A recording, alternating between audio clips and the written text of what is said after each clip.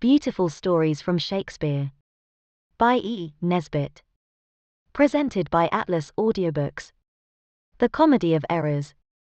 Aegeon was a merchant of Syracuse, which is a seaport in Sicily. His wife was Aemilia, and they were very happy until Aegeon's manager died, and he was obliged to go by himself to a place called Epidamnum on the Adriatic. As soon as she could, Aemilia followed him, and after they had been together some time 2 baby boys were born to them. The babies were exactly alike, even when they were dressed differently they looked the same. And now you must believe a very strange thing. At the same inn where these children were born, and on the same day, 2 baby boys were born to a much poorer couple than Aemilia and Aegon. So poor, indeed, were the parents of these twins that they sold them to the parents of the other twins. Aemilia was eager to show her children to her friends in Syracuse, and in treacherous weather she and Aegon and the 4 babies sailed homewards. They were still far from Syracuse when their ship sprang a leak, and the crew left it in a body by the only boat, caring little what became of their passengers. Aemilia fastened one of her children to a mast and tied one of the slave children to him. Aegon followed her example with the remaining children. Then the parents secured themselves to the same masts, and hoped for safety. The ship, however, suddenly struck a rock, and was split in 2, and Aemilia, and the 2 children whom she had tied, floated away from Aegon, and the other children. Aemilia and her charges were picked up by some people of Epidamnum, but some fishermen of Corinth took the babies from her by force, and she returned to Epidamnum alone, and very miserable.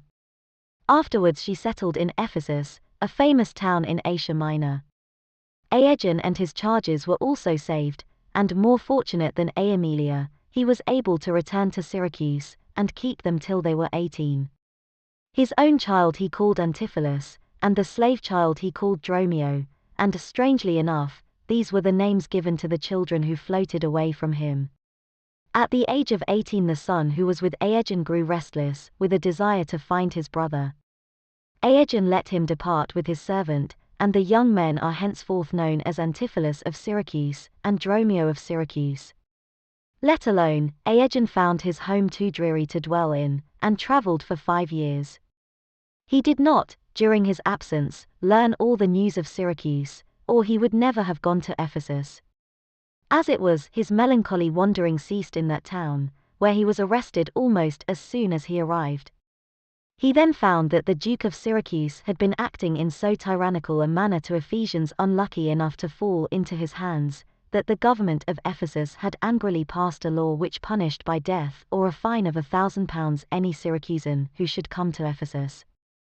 Aegon was brought before Solinus, Duke of Ephesus, who told him that he must die or pay £1,000 before the end of the day.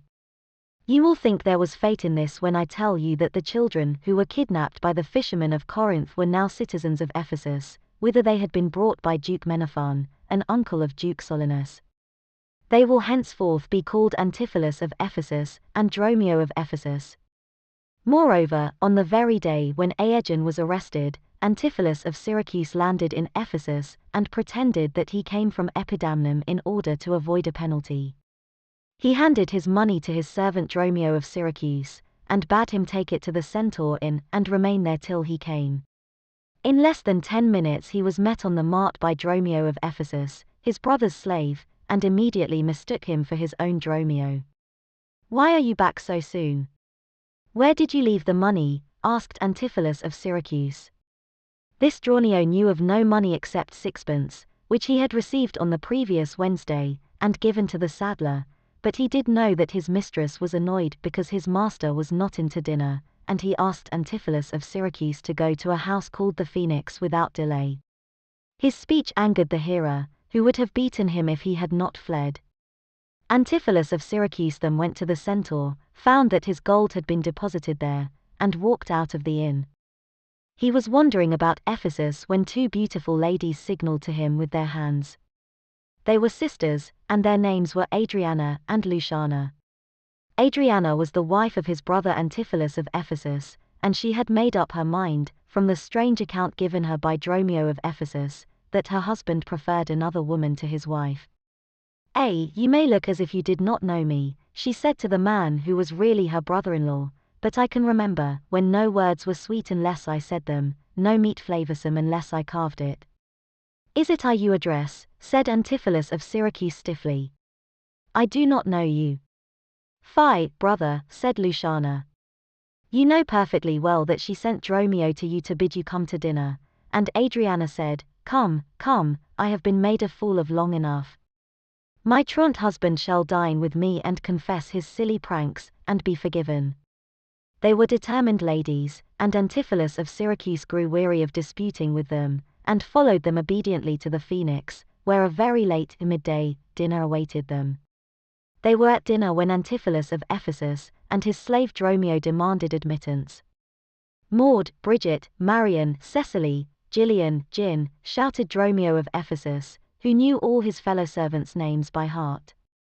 From within came the reply, "Fool, dray horse, coxcomb, idiot."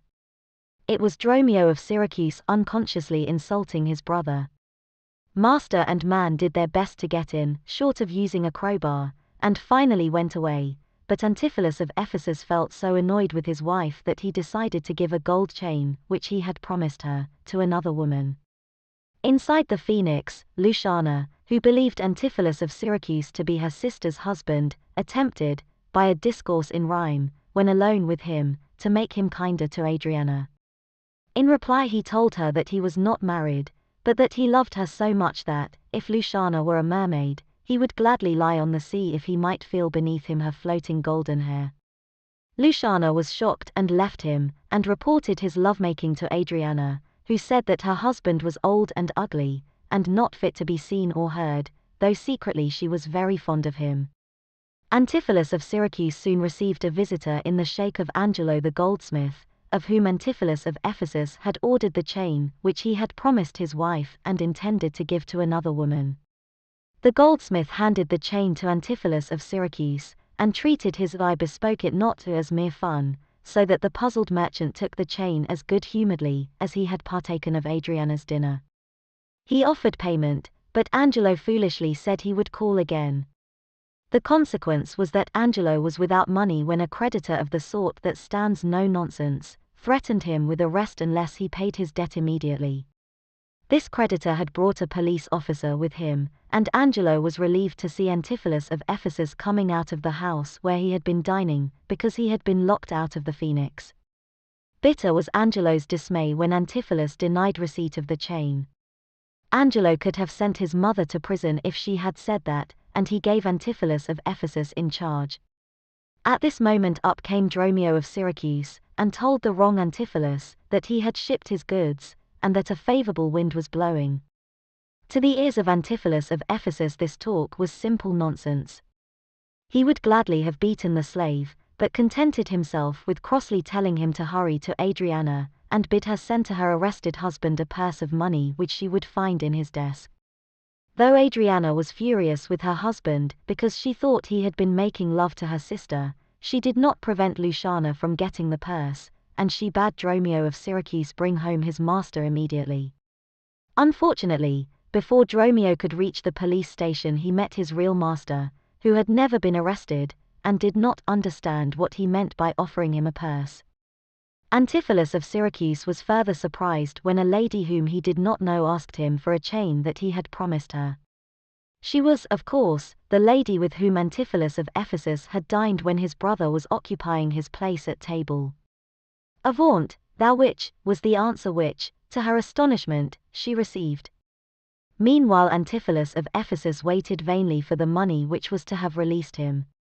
Never a good-tempered man, he was crazy with anger when Dromio of Ephesus, who, of course, had not been instructed to fetch a purse, appeared with nothing more useful than a rope.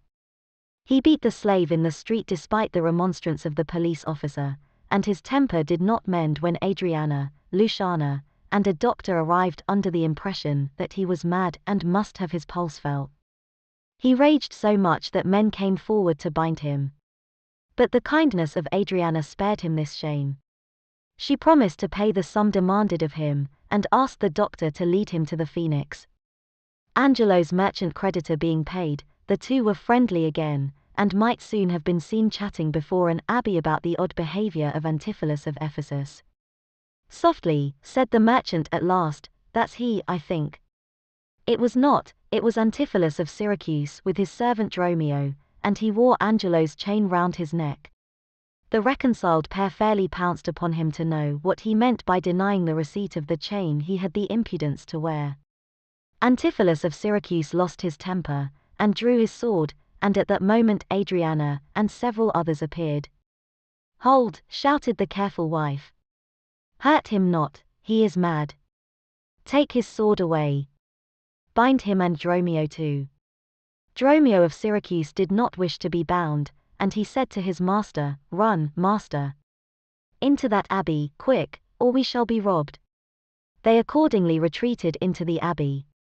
Adriana, Luciana, and a crowd remained outside, and the abbess came out, and said, People, why do you gather here? To fetch my poor distracted husband, replied Adriana.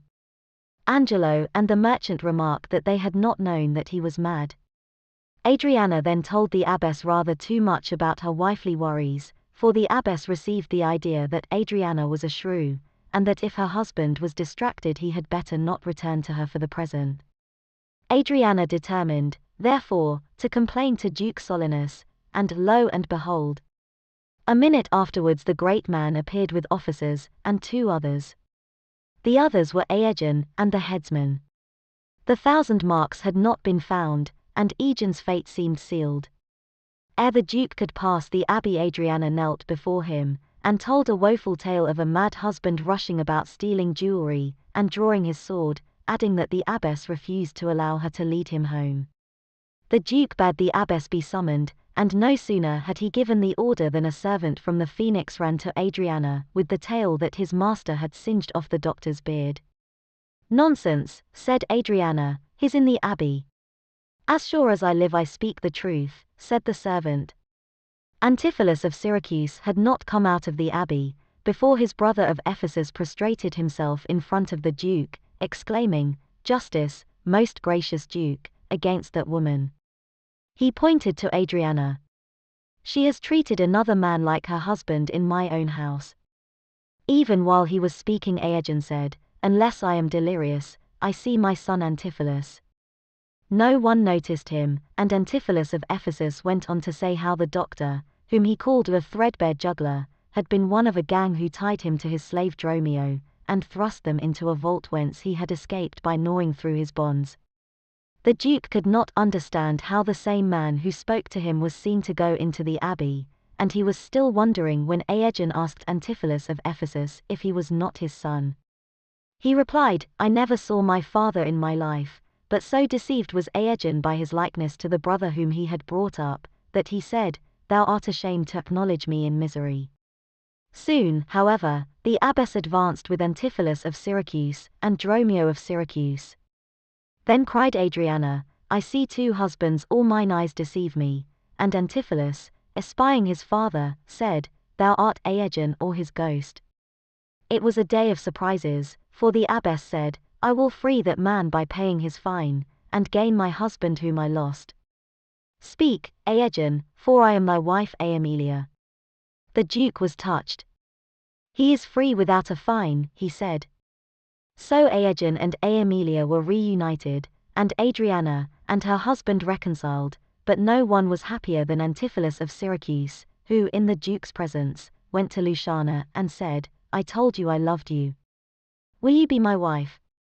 Her answer was given by a look, and therefore is not written. The 2 Dromios were glad to think they would receive no more beatings.